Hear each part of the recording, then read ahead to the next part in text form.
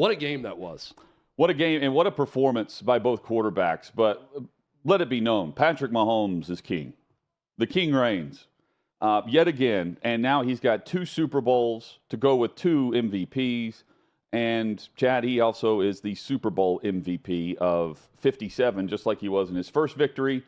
He continues to rack up the hardware and the championships. And I think legitimately now, the chase is on. The chase is on for Tom Brady's numbers with Patrick Mahomes. He's young. He already has 2 out of 3. And again, the wins are stacking up for him. In a very difficult AFC, you have to go through Arrowhead and you have to go through Mahomes, who is going to come up clutch when he has the football, injured or not. And he re-injured the high ankle sprain and still pushed their way to victory, scoring on every possession. Chad, they had the ball in the second half, or excuse me, just total. Mahomes had the ball for like 24 minutes and they put up 31 points. It's ridiculous. Offensively. And also, second Super Bowl ring and second time coming from behind by double digits in the second half. The 49ers win in the Super Bowl. They were down 10 with 8:53 left, and they end up winning that game. They're down 10 at halftime to start the second half. They get going on that first drive, that 75-yard drive to make it a 3-point game, and then they just kept scoring from that point on. You mentioned the comparison to Brady. Some stats here. Brady at 27 years old. He was 57-14 overall.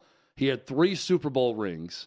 He was 11-3 postseason touchdown to interception ratio. Mahomes at 27, 75-19 overall. 2 Super Bowl wins, one behind Brady. 35-7 postseason touchdown to pick ratio. Now, let me also state that if you went 20 years before Brady started his career, it's a way different era and game than is being played today. At the start of Brady's career, when he was 27, the game was different than it's being played today. So just keep that in mind when you see that out-of-this-world touchdown to INT ratio for Mahomes in the postseason, 35-7 in postseason alone, and now his second Super Bowl ring. But I do agree with you, Hutton. This is now a conversation to be had at this time in both their careers. Now, there's also no way I'm thinking that Mahomes is going to play until he's 45, which is a big part of the Brady mystique and how he was able to do this for so long. But he's the man. He is, what did Andy Reid say when asked about it postgame? He's the MVP. What I can't say anything else. He is the MVP. That's who he is. Chad, not the MVP. Last night's turf and the situation with the field. I don't understand how the NFL, with all of their resources and all the time to prepare, and the fact that isn't like a month they put aside that the stadium has to be free of everything so they can put everything they need to. They own the stadium for that, but the grass was brought in 2 weeks ago. How the grass can be it's the same group that had the college football playoff. Yeah, how the grass can be that slippery, I don't get it. And it was worse on the painted parts. Remember they canceled the game in Canton that year because of the paint. Yes, so the painted part was worse, but the field itself was bad. It's a huge gaffe by the NFL. Of all the little details they get right over the course of the week, and we've been to a bunch of Super Bowls. We were there last week. There is not a sign that's out of place in the media center. There is not one font that is different from the other. That's not the Super Bowl 57 font of that week's game, telling you where to go get credentials or day passes or whatever it may be. There's not a volunteer that's not at a station in every part of a Super Bowl in a Super Bowl week. You get all those details right and you get the field incorrect, that's a huge problem. And I don't want Roger Goodell to go up there at the podium and talk about how we have the best fields on the planet. Fields have never been better. This is amazing. Our grass has been genetically engineered to have better grip than any grass in the history of football. And this is, no. Acknowledge it, that it's a problem, and then fix it. That's what you do. They didn't do that about the officiating in the AFC Championship game when Roger Goodell had a chance to just say, it needs to be better. We didn't meet our very high standard in that game, but overall officiating is very good. I would argue the best it's ever been.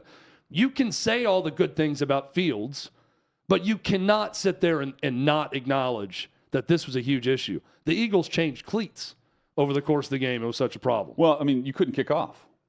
Jake No. Elliott was slipping as he's trying to kick off last night, and I'm thinking, like, so they pay roughly. Terry Bradshaw, by the way, at least admitted it, and I was proud he did at halftime, even with all the specter of the NFL lording over them during that game on the broadcast. He came out and said, I don't understand why the NFL messed with this and messed it up to this level. And here's the thing, too, the unfortunate part of it. The NFL puts a lot of emphasis, believe it or not, on the turf.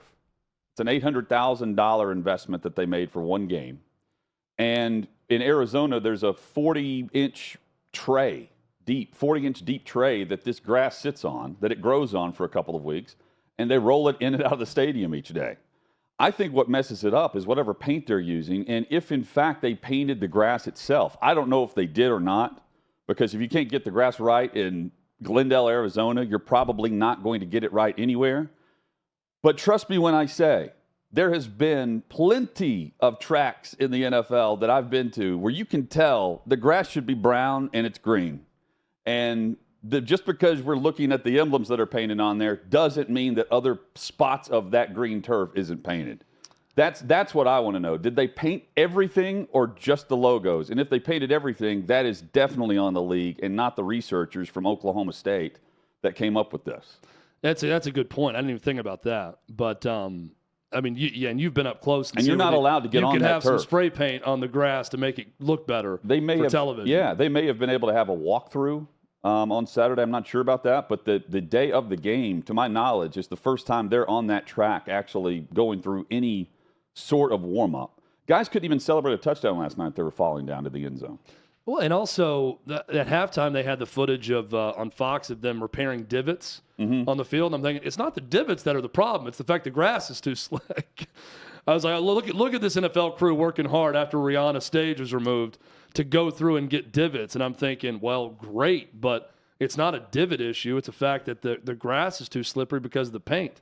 That's an interesting idea about them spray painting the actual grass, which is certainly a possibility also, because it was worse on the logos, but it was bad everywhere. I thought it looked great, but that's not the point. Like, that's why I think, and I say I hate this. I like sports being played on natural grass, personally. Oh, I do too.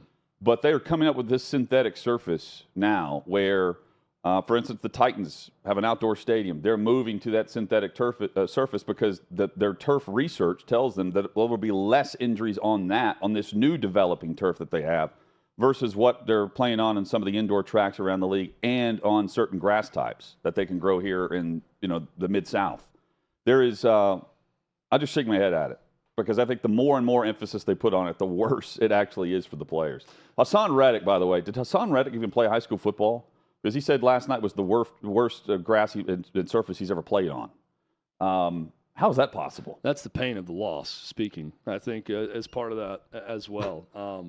Yeah, he's from Philly. I mean, he played some high school football. I mean, I know. But I hear that and I think, man, Philly high school football, whatever league he played in, the rest of the country really needs to get on their turf management program because apparently it's the best on earth. What did you make of the game overall? At 35-35, I'm thinking this is going to be an epic finish. Minute 55 left in the game, and then the Bradberry hold. To me, I'm remembering Mahomes playing through the injury, Jalen Hurts being unstoppable in this game, and the Bradberry hold. I'll add another one to that, too. Jalen Hurts fumble. I mean, that was 7 points he handed. It didn't get hit. I mean, he just kind of lost the ball on a rush attempt. So Jalen Hurts was terrific, but we also have to acknowledge that was a huge momentum-swinging play to make it 14-all. The hold was a hold.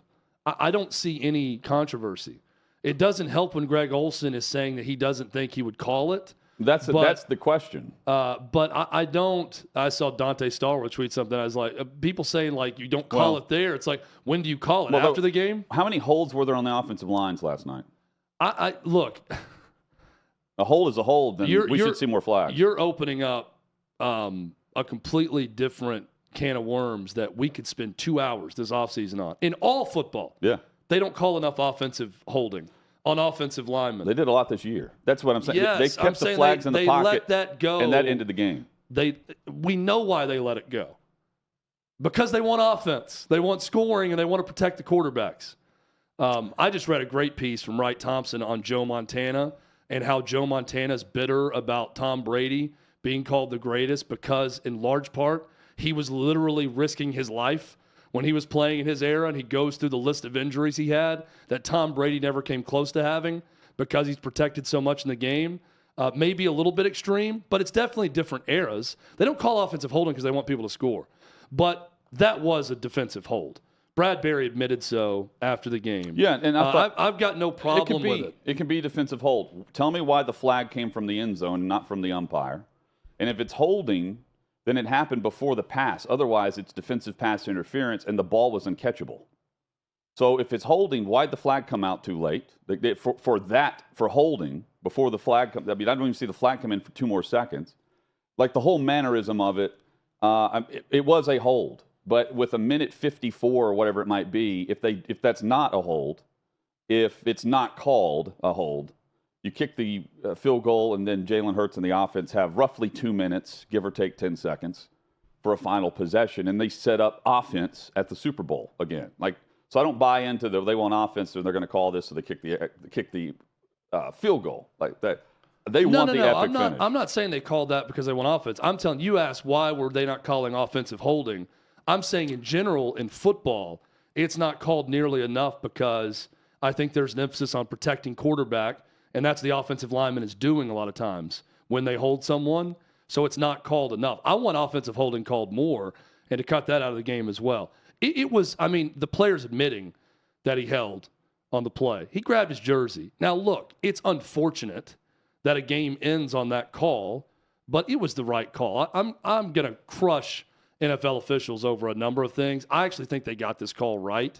And if you call it 2 minutes into the game, you call it with 2 minutes left in the game, it's unfortunate because everyone that's impartial watching it is thinking, oh boy, we're about to have a 2-minute drive for the Eagles and Jalen Hurts to try to win this, and we're going to have even more drama in this game.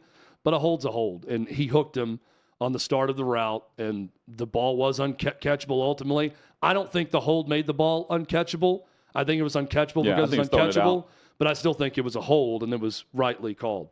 Yeah, it's also just a huge letdown. Like in that moment, because I think even I thought the broadcast was great. Even in that moment, though, man, we were setting up for an epic call, epic finish, Yeah. And it wasn't robbed from us because of the hold, but the hold, it took the air out of the entire stadium and of the broadcast. I loved Greg Olson. That he nailed it. It was almost like a play-by-play moment where he said, you got to get down now. Mm-hmm. Remember when you could tell the Eagles were letting up, trying to bait him into running in the end zone, and McKinnon perfectly on cue did the baseball feet-first slide down at the 2-yard line, which was smart. And how about the Eagles giving up the 10 points? You have Kansas City, who scores on every possession in the second half, but then Philly coming back down the field to knot it at 35 with the 2-point conversion. This was a game that lived up to the expectations. And I thought that play, the 2-point conversion specifically, was just Jalen Hurts willing himself into the end zone. That was that. I was almost as impressed with that as anything else. That and all of the Eagles, their quarterback sneak game is otherworldly good. I love the quarterback sneak as much as any person on planet Earth. I think in college specifically, it has been the most underutilized play going. No longer in the NFL. Now that rule is back where you can get assistance from a teammate to push the pile forward, the quarterback sneak is run a lot, not the way the Eagles run it with a quarterback that big and strong also like Hurts. That was fun to watch, their quarterback sneaks last night. And Mahomes and the offensive scheme, some of the toughest ways to score happen in the red zone because everything's bunched together. And how many times do we see a guy wide open in short yardage situations for KC? Play design. A lot of that is Andy Reid, but Eric Bieniemy, Matt Nagy, Patrick Mahomes, and the rapport that he has with his crew. That's what sets them apart from the average NFL offense. You don't see guys wide open like that across the league, especially when you're bunched in by 10 yards. The touchdown to Tony, the one where he's wide open, that play call is corn dog, apparently, is the name of the play. And Andy Reid was asked why, and he said, well, we like to eat. That's why we called it corn dog. But for something that simple, You know, like the motion going one way, and it's just, well, if we see this, then he's just going to bounce right back out, and hopefully he's going to be wide open. Right. For it to happen once, okay. The 2 times that you scored touchdowns on that, though, in the fourth quarter, that's a bitter pill to swallow if you're Jonathan Gannon. I mean, I get it. Look, the Eagles are great. That was not that complicated. That they should. They defended the merry-go-round well. You know, the play on that one that they tried before. Those 2 plays to happen twice, I didn't think was a good look on Jonathan Gannon and a really good Eagles defense all year.